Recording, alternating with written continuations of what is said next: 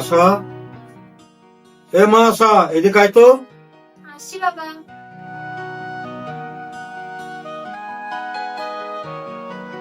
বলো বাবা, কিছু বলবে? আমার বন্ধু আছে না, তার ছেলে ফাহিম বিদেশ থেকে আসছে, অনেক টাকার মালিক। আমি তার সাথে তোর বিয়ে ঠিক করছি। শোন মা, এই বিয়েটা করলে তুই অনেক সুখী থাকবি। এই বিয়েতে তোর কোনো আপত্তি আছে? শিক্ষা তো আমার একবার হলোই বাবা। আমি আর আমার পছন্দ মতো কিছু করতে চাচ্ছি না। এবার তোমরা যা ভালো মনে করবে তাই।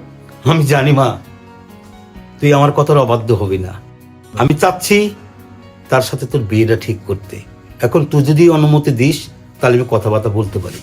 না বাবা, আমার কোনো আপত্তি নেই। তোমরা এখন যেটা বলবা সেটাই হবে। যাক, আমি খুব খুশি হলাম। যা মা, তোর রুমে তুই যা।